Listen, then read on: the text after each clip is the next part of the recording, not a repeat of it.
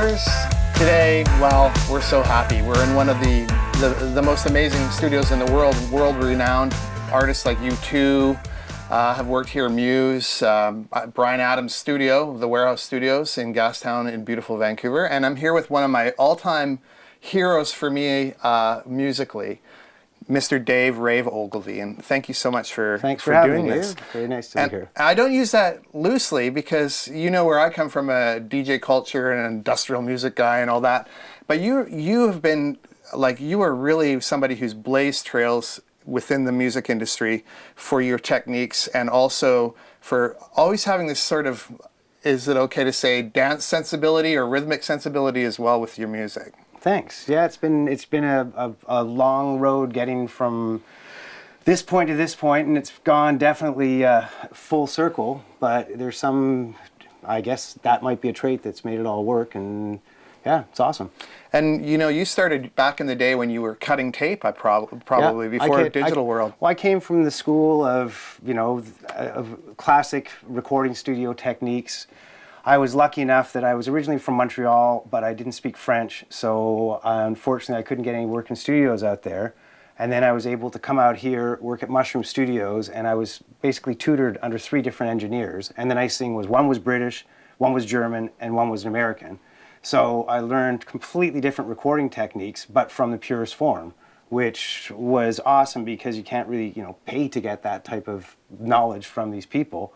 And yeah, it involved full analog, cutting tape, dealing with tubes, dealing with quirky gear, dealing with, you know, the real MIDI lag for those people who know all about that. And then you know, the advent of when I did get into electronic music, of it's so easy to do stuff now.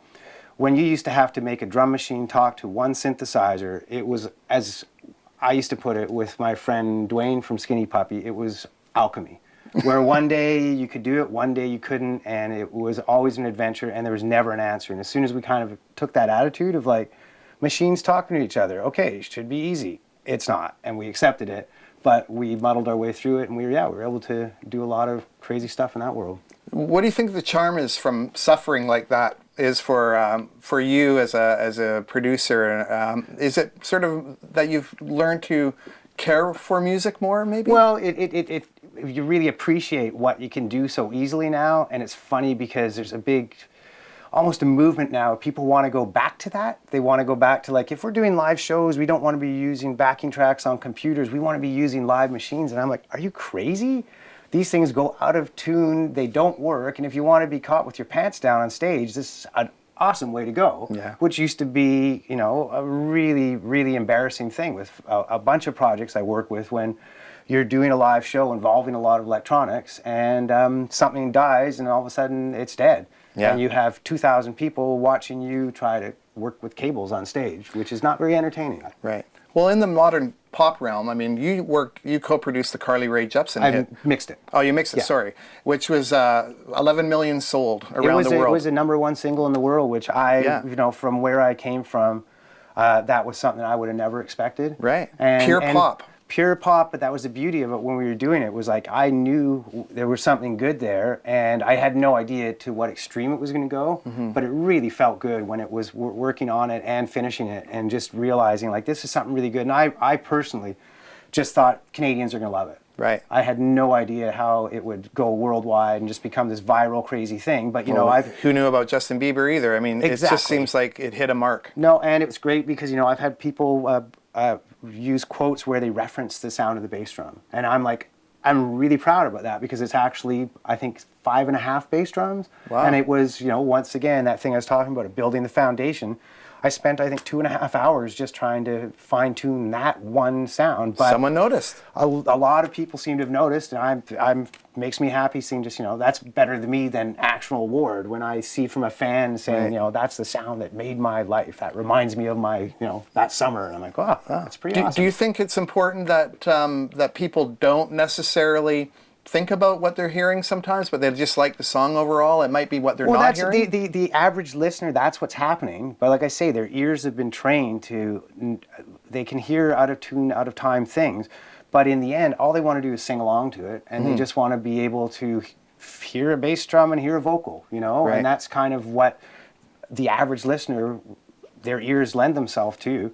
And I can't fault them on that, because if you listen to pop music in the 60s, it's about the vocal. Pop music in the 70s, it's about the vocals. It's always pop. It's refreshing when you listen to the old 60s music. Well, The vocals are so up The front. vocals are up front, and they don't have any of the chicanery to make them better, but they still do the purpose. And to this day, that's what people gravitate to in that world. Right. Which is, when you realize that, and especially with mixing, you have to cater towards that. Right. And it's funny when you'll get someone be like, I just spent 3 days on that guitar sound, and you can barely hear it. And it's like, is that going to sell one less record? Because they're not singing along to your guitar part; they're singing along to that vocal. So Yeah. there's sacrifice to be made, and it's Why do I always sing along to Rolling Stones guitar parts? So I don't know what it is. That's not pop music. Okay, well, Carly Rae Jepsen, very poppy, but I mean, one of the legacies that you have is some of the amazing artists that you have worked with that are truly experimental in their lives. I mean, you worked on a Heart's Filthy Lesson remix with David Bowie. Yep. You worked with Nine Inch Nails' March of the Pigs Yep. EP, Marilyn Manson's Manson's Antichrist Superstar. You've worked Peter Gabriel. These are, yes, mainstream names in the ether out there, but really, to a core, experimental. Absolutely. And so that must have given you a really interesting way of looking at approaching your music. Well, it's just amazing when I'm getting a chance to work with these people. Motley Crue. Which is, when I'm sitting with some of these people or I'm working on their music, and I realize, I don't get overwhelmed by what it is. But when you're sitting there, you solo and it's Peter Gabriel's vocal. Or I did a Queen remix where there's Freddie Mercury by himself on a tape. The same thing with The best front man I've ever seen still alive. I would probably agree with you on that. Yeah. And amazing recordings, but it's just an honor and a pleasure to be able to touch that stuff. And the fact that these people are allowing me to just always has blown my mind, but I don't let that get to me. I really just try and focus on what's at hand and realize these people have come to me to see what I can add to their music. And generally, I think it's been very successful. And for, like I say, getting a chance to work on worldwide, international artists that are as famous as can get is just an honor. It must be an honor. And another big thing, too, which I learned the hard way, is there has to be an avenue for the music to be heard. Because there's nothing more disheartening than when you put your heart and soul into something and then you realize that's where it ends. Right. Where maybe a few friends hear it and maybe family, but it doesn't go out to the world. So I really, if I'm going to work on something and believe in it, it has to have the availability to be able to reach other people. So whether it's because of a label, whether it's because of a distributor, whether a manager, it really has to be in place that if you're going to invest time, you want it to be heard. Because you can get paid and no one ever hears it, but that's not what I like doing. Right. I'm like, if I'm going to do something, I want it to be heard. When you're talking to new people coming up in the digital arts and music, and because you don't just do music, you can do all sorts of things to do with sound recording, voiceovers, video production, and all that. So one of the things I get from this is that you have to have a strong work ethic. The other thing is that you really have to be able to communicate with people and make them feel comfortable, like they want to let you in. Absolutely, and communication is, I think, one of my biggest strong points. And once again, I think that comes from my coaching background. And it's hard to teach that to some people because, you'll see a class where I'll go talk to them and I'll see in their eyes that none of them have that skill to be able to go and kind of command a room. Right. And that how do you teach that? Right. By practice. It's that same thing. Unless you get a chance to do it, you don't get any better at it. And it's a skill that comes naturally to me, but it is such a big part of it. And I try to... You get better art from them, don't you? When you can much connect. better. And I try to tell kids that are coming up, learn all your Pro Tools, all your recording, digital aspect, learn all of it. So that's never slows you down. But you also have to learn not just to talk to the computers, but to talk to the humans. And being able to completely overtake the computers that they're now your friends, now you have to make the humans your friends. Right. And that's what a lot of people have a hard time doing because we do communicate way less. And unfortunately, working with humans, that's a big part of it. To rewind a bit, you work with Bowie, Peter Gabriel, Carly Rae Jepsen, Nine Inch Nails, Motley Crue, all these people. There's probably someone out there who might be 14 years old and has their own little digital desk at home and they're working on stuff and they're just getting started and they're looking at you and they're going, wow, like I'm overwhelmed right now what this guy's done. Can you let them know what you think about if they should go ahead with it or not, or what they should be? Is it okay to go on to pursue their absolutely dream? you have to follow what your heart's telling you and what your ears are telling you, and if you can do something that you believe in, then other people believe in it. If you're doing stuff that you don't believe in, how can you expect a outside fan to believe in it? You can't just sell crap. You have to put your heart into it, and maybe nobody will understand it, maybe nobody will get it, but at least you're coming from a solid base where it's something you can grow on. Right. And anybody is capable of anything this day and age. That's the beauty. A lot of people, are overwhelmed by the fact that like anyone can do anything, and they say, oh, it's destroying everything. And I'm like, it's the opposite. There's nothing more exciting than when you hear something, and I go to someone and say, how'd you do that? What did you do? And they're like, I had a Tascam tape recorder that I ran into this, and I'm like, brilliant. And that's just it. You have to take chances. Yeah. You have to just go with your heart and just try and come up with something that you enjoy first. And if you enjoy it, then you can spread that to the world. But it can come from anywhere. Yeah. Discovery, and don't be afraid.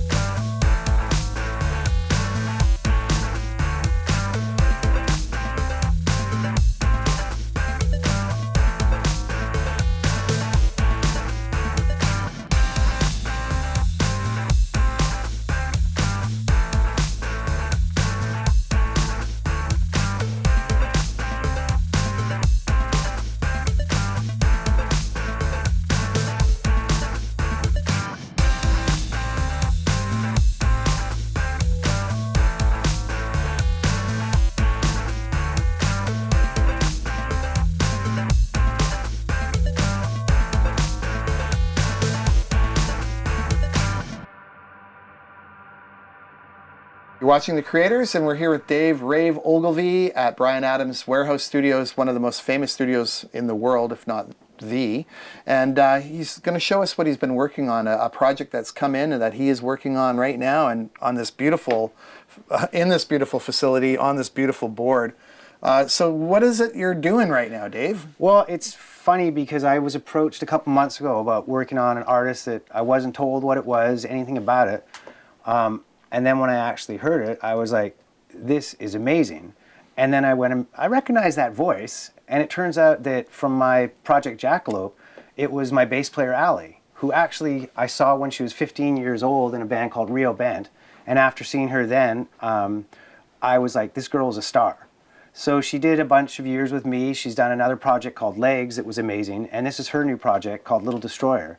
So it came full circle where I didn't even want to know how many years ago where I said, she's going to be a star, she's going to be a star. Right. So I've had the honor to be able to take their music and do a little bit of my stuff on it, and then came in here and actually mix the stuff. So this is a real treat because we're actually going to listen for you doing the final mix a little bit here of this artist who's about, I would say, going to blow up big. I think is going to be huge. This could be the next big Canadian, electronic. I don't know if it's electronic. I don't know what it is, but it could be a big, big act. And like I say, I'm very honored to be able to work on it. And being able to work in a facility like this always is a treat. And this is a whole new, realm of digital mixing, which I've embraced fully. A lot of people still are just pure analog. I'm good with anything. I just like quality. Right. And this is one of the nicest digital setups you can get to work with. So it's been a good project. Yeah, and I'm sorry to cut you off. For the layman out there who might be looking at this going, what the heck am I looking at? What is going on? I've worked within the digital audio world before, but so can you explain a little bit about what we're seeing on the screen here? Well, the nice thing is this is working with Pro Tools, which is my digital workstation, where here's all my actual audio tracks that I'm looking at and have the visual of seeing what's going on, and if I need to do any editing, if I need to move any pieces around, I'm going to be working all on there. But then it talks directly with this, which is just digital information going through basically a giant mouse. But I have access to everything in here from the board here, as well as being able to see names of things, see tracks playing, and instant access to, I have a wall of some of the most awesome analog gear there is in the world. And I have the ability to just push one button and there it is. Now I have that in line. So with this setup, I have the best of both worlds, where I have top-of-the-line digital performance, top-of-the-line analog performance, and I get to mix them together with top-of-the-line world-class music. And it's very visual. You can see the sound files going across the screen, and you can see the kick drum where the kick drum is, and you can bring up whatever you want to see, every little piece of the song at one time. So let's take a little listen. Here's a little listen of where Little Destroyer, and the song's called Bad Cell.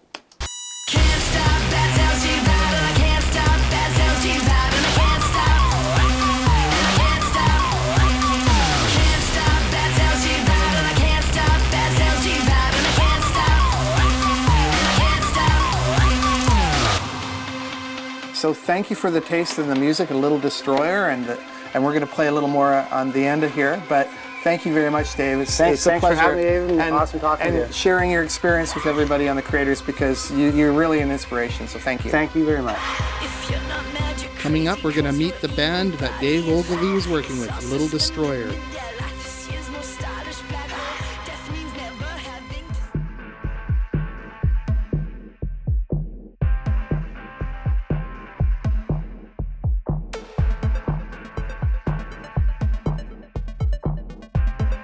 I'm Michael. I'm Allie. And I'm Chris. Great. And you have a new album, which you're working on right now. Correct. Which is quite an amazing thing that you've gotten together and done this. How did you find each other, and how do you know you're like-minded musically? Oh, how? Well, we've known each other for many years. We've all come from other projects and had a casual project together for a while, and then slowly we realized that the sounds we were wanting to make were all on the same page with one another. So we kind of left our other projects and formed Little Destroyer over a trip to LA. And yeah, it was kind of came together like that, of just knowing each other for a long time and then going, okay, of everyone we were working with, we're really looking for a sound that's gonna like push boundaries and go further, and the three of us really gelled on the same artistic when you were in vision. LA, Jared Holmes, Walk the Moon, Neon Trees, Headley, did you meet him there previously to you forming as a band, or did you meet him after, or how did that come in, the LA connection? You kind of got together in LA. Yeah. Was he part of the LA getting together experience, or no? I've known Jarrett for a long time, and then I'd moved down there just for my own kind of, journey. The boys came down, and we thought, Jarrett and I had talked about, let's just spend a weekend together and try to make some music. We'll see what we get. So these guys flew down, and within a weekend, we had 3 songs that really felt like the beginning of something, and that's kind of... Yeah, 3 songs we were really proud of instantly, and we kind of, right away, kind of knew that was the direction we were going to kind of take this. So. Mm-hmm. Like, it all gelled, and it was like instantaneous over these 3 days of working these 15-hour days, writing these songs from kind of nothing to something, going, holy, crap, we're really doing something here. And you found the perfect guy to do it with you as a producer, Dave Ogilvie. Yeah. Who, 9 Inch Nails, Marilyn Manson, we love so Bowie, much. Queen.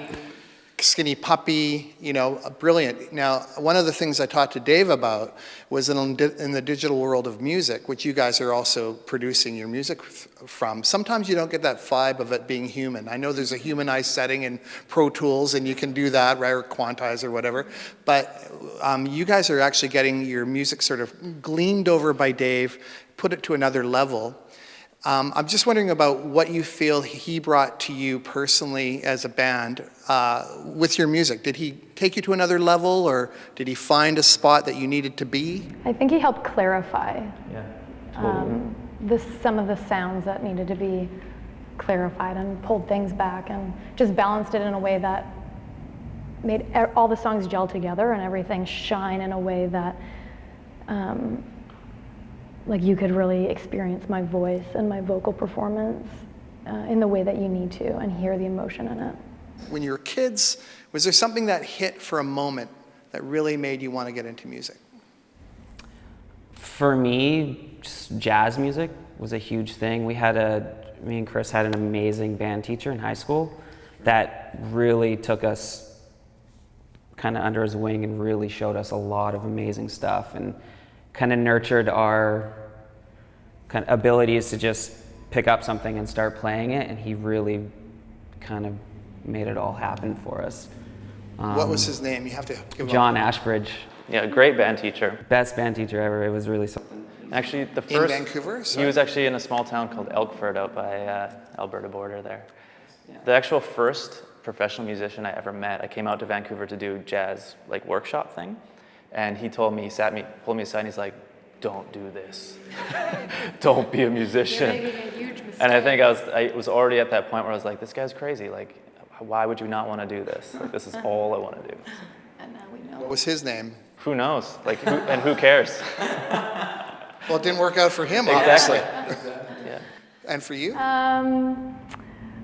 For as long as I can remember, I was just being like, I'm gonna be a rock star, I'm gonna be a musician. Grew up playing piano and bass, and was writing songs when I was 8 that were really moody and like the evergreen forest of despair. My parents were like, what's wrong with our child? So what do you think about the idea of putting yourself out there and going for it as an artist? Is it something you should pursue if you feel you got the burning desire inside? 100%. I think the big thing for people who are starting to pursue an art or music or anything is to indulge in it completely in your life, and then just work so much. Always work, every day. Do it every single day. And at some point, you're gonna have to show it, and you will, and you'll be stoked. Mm-hmm. And yeah. There's nothing, I always say the only time I really feel like I'm at home is when I'm on stage. And I can't deal with being scrutinized in the rest of my life, but I don't mind being on stage and feeling like, Yeah, feeling out there. I make it I'm gonna make it undeniable. And people might have opinions about me, but I feel confident in those moments. And I've worked up to that point, and it's just like Michael said, you start at the beginning, and then you take one step forward, and you just keep going, and you'll make breakthroughs. I don't think that being scrutinized is anything to stop for. You have to just work as hard as you can and work. And like Michael said, sooner or later you'll have to show it, and you'll be scrutinized, and it doesn't even matter. Just keep working and keep doing it. So you guys are on a really great bill, October 25th, opening up for the amazing Against Me Dream at the come Commodore. true. Yeah. It's a dream come true for us. It So really is. you guys are sort of fall in punk sensibilities. How do you think it's going to go? How do you think the crowd's going to like you? I think it's going to be great. I have no doubt we're going to crush. No, we'll do good. Our energy live is so rooted in just punk. And I everything guess that band so. stands for, really. Yeah. And think about standing on the Commodore stage. In front of it will be packed. Yeah. Don't be scared. It will be packed. No, we're nervous though, very nervous. It's a big moment for you, so don't let us down. Yeah. We won't. This is a big deal for us. All of us have always wanted to play that stage, and we're super happy to do it. Yeah, and do you especially find with it- Against Me, who is actually a huge influence on us. Now tell me about the video, because it's pretty raw. Yeah. But- the song is pretty raw. But you guys got the footage yourself with a friend, and Ridgeline, you put the video together yourselves. We did. And what's the song? The song is Bad Cell. It's a very near and dear to us, and really like maybe my most personal lyrics. So we're going to see some clips from the video. We're going to roll the video. Enjoy. And you can see the extended video at littledestroyer.com. Correct. Great. Thank you very much for joining us today on The Thank Creator. you, David. Thanks so much. Thanks for having And me. it's nice to get in early with you guys as you rise in success. Mark our words today. As we ascend the crippling depression. Thanks again. Thank you. Thanks so much.